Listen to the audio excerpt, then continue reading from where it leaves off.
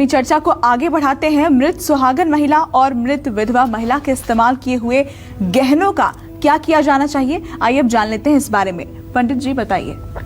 देखिए, विधवा महिला की मृत्यु के बाद उसके पहने हुए गहनों को सुहागिन महिलाएं धारण न करें। ऐसे में उन गहनों को तुड़वाकर नया गहना बनवाकर उसका इस्तेमाल किया जा सकता है। मृत सुहागिन महिला के इस्तेमाल किए हुए गहने शुद्धि करने के बाद पहने जा सकते हैं। जब कोई सुहागन महिला मरती है तो उसके दाह संस्कार के पहले उसके सभी श्रृंगार होने चाहिए। मृतक महिला के सभी श्रृंगार होने चाहिए और ये श्रृंगार उसकी बहुओं के द्वारा अगर किया जाए तो बहुत ही अच्छा होता है। अगर कोई सुहागन महिला है, आप जानते हैं हमारे यहाँ निर्णय सिंधु में लिखा हुआ है कि कोई सुहागन महिला जब मरती है तो उसका वृक्षोत्सर्ग नहीं होता है। वृक्षोत्सर्ग वह क्रिया है जिसमें 16 बांस का मंडप बना करके और उसे कपड़े से ढक करके और उसमें 84 कलश की स्थापना करके और कर्मकांड कराया जाता है। अगर महिला सुहागन है और सुहागन मरी है तो उसके लिए इस कर्मकांड का आयोजन बेकार है, क्योंकि वो स्वयं अपने आप में हमारे शास्त्रों में माना गया है कि वो उत्तम गति को प्राप्त हो जाती है। यदि पति जीवित है और पति के सामने महिला मृत होती है तो उसे उत्तम गति अपने आप में मिल जाती है। लेकिन यदि महिला विधवा है और उसके बाद उसकी मृत्यु हो रही है तो उसके लिए वृक्षोत्सर्ग करवाना चाहिए। मृत पुरुष के द्वारा पहनी गई चैन, अंगूठी परिवार के सदस्य शुद्ध करने के बाद पहन सकते हैं, इसमें कोई संदेह नहीं है। और अगर आप चाहें तो 11वें दिन जब आप श्राद्ध कर्म करते हैं और उस समय आप ब्राह्मण को जब पूजते हैं तो उन्हें भी आप ये दे सकते हैं। और आइए अब बात तुला राशि के जातकों की कर लेते हैं। जानते हैं इनका आज का पूरा राशिफल क्या कहता है, कैसा रहने वाला है इनका आज का पूरा दिन। चलिए, तो तुला राशि का गोचर ये है कि तुला राशि का स्वामी शुक्र 10वें भाव में गोचर कर रहा है। व्यय भाव में स्वगृही बुध बैठ करके आपके खर्चों को बढ़ा रहा है।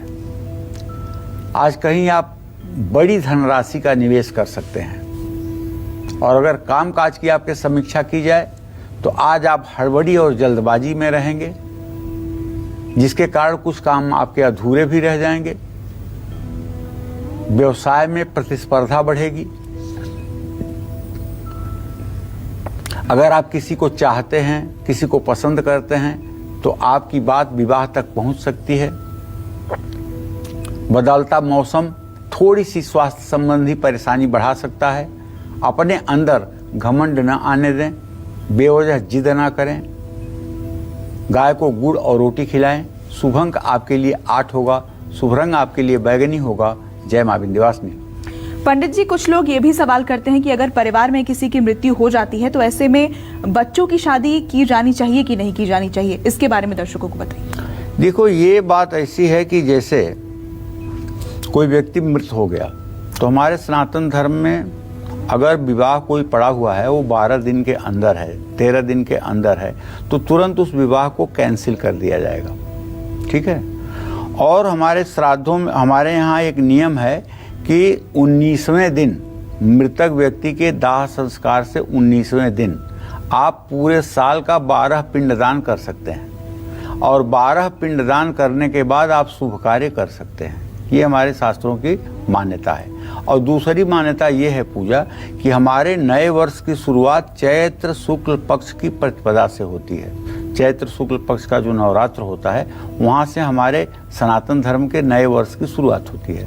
अगर कोई आदमी माघ और फाल्गुन महीने में मरा हुआ है या किसी महीने में मरा हुआ है और चैत्र शुक्ल पक्ष की प्रतिपदा की शुरुआत होने के बाद अगर वो 1 साल के अंदर भी है तो उसका दोष समाप्त हो जाता है और विवाह संस्कार हो सकते हैं। लेकिन 19 दिन मृतक व्यक्ति के दाह संस्कार से 19 दिन के अंदर किसी प्रकार का कोई वैवाहिक कार्यक्रम या शुभ कार्य नहीं संपन्न किया जा सकता है। अच्छा, किसी निकट संबंधी की मृत्यु होने पर न्यूनतम 1 साल तक विवाह समारोह की योजना नहीं बनाना चाहिए। लेकिन किसी निकट संबंधी की मृत्यु होने के उपरांत के समय को अशुभ माना जाता है। इसके भी कुछ कारण हैं।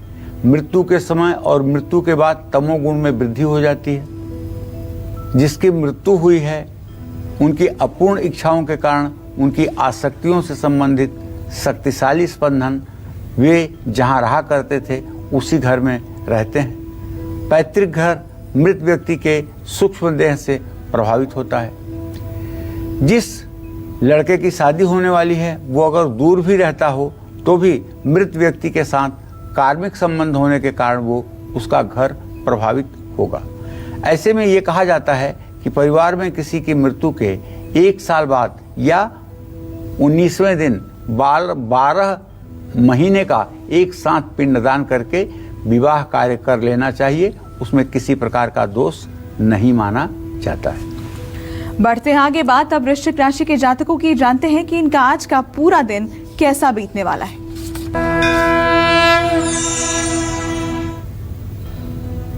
देखिए, आज वृश्चिक राशि के जातकों को बताना चाहूंगा कि आपके चतुर्थ भाव का स्वामी शनि तृतीय भाव में गोचर कर रहा है। भाई वाहन भाव का स्वामी है और आपके व्यय भाव का स्वामी शुक्र शनि आमने सामने हैं। ऐसे में अगर नई गाड़ी खरीदना चाहते हैं तो सोच समझ करके पैसा खर्च करें, कहीं ऐसा ना हो कि आपके आर्थिक संतुलन को बिगाड़ दे। दूसरी बात, कामकाज की बात करना चाहेंगे तो कारोबार में धोखा मिलने की संभावना है। अविवाहितों के लिए रिश्ता आ सकता है। खान पान में लापरवाही बरतेंगे तो स्वास्थ्य पर असर पड़ेगा। आज कोई भी महत्वपूर्ण फैसला ना लें। जरूरतमंद लोगों को की मदद करें। शुभ अंक आपके लिए 3 होगा। शुभ रंग आपके लिए केसरिया होगा। जय मां विंध्यवासिनी। और श्राद्ध में किन चीजों का दान करना परिवार के लिए शुभ होगा, आइए जान लेते हैं इस बारे में। पंडित जी, दान के बारे में बताएं। देखिए, दान तो दान ही होता है। दान तो अच्छा ही होता है। दान कभी बुरा नहीं होता है। लेकिन हमारे यहाँ ज्योतिष शास्त्र में कहते हैं कि जो हमारे भाग्य का ग्रह है, जो हमारे संतान भाव का ग्रह है, जो हमारे शरीर भाव का ग्रह है, उस ग्रह से संबंधित वस्तुओं का दान करने से भाग्य कमजोर होता है। तो जैसे श्राद्ध में अगर बछड़े सहित गाय दान कर दी जाए तो सुख संपन्नता बढ़ती है। परिवार की विपदाओं से रक्षा के लिए श्राद्ध में तिल का दान किया जाता है। श्राद्ध में घी का दान करना परिवार के लिए शुभ और मंगलकारी होता है। श्राद्ध में अन्नदान करने से मनोकामनाएं पूर्ण होती हैं। इसी तरह से श्राद्ध में भूमि दान भी किया जाता है। इसके करने से संपत्ति और संतान का सुख प्राप्त होता है। श्राद्ध में कपड़े दान करने से भी पुण्य की प्राप्ति होती है। श्राद्ध में सोना दान करने से कलह समाप्त होता है और श्राद्ध में चांदी दान करने से पितरों का आशीर्वाद मिलता है और पितर संतुष्ट होते हैं। श्राद्ध में गुड़ का दान करने से परिवार में दरिद्रता कभी नहीं आती है। कलह का शमन होता है, सुख की वृद्धि होती है। श्राद्ध में नमक का दान करने से पितर प्रसन्न होते हैं। इन सब बातों का ध्यान रख करके श्राद्ध के समय में जो भी वस्तु आप दान करेंगे उसका परिणाम आपको प्राप्त होगा। और इस वक्त हमारे साथ कालचक्र दर्शक अलका जुड़ गई हैं। अलका जी, स्वागत है आपका हमारे कार्यक्रम में। अपना सवाल पूछिए। पंडित जी नमस्ते। नमस्ते अलका। पंडित जी, मैं अपने पति के बारे में पूछना चाहती हूँ जी। उनकी जन्म तिथि है 1 बोलती रहो।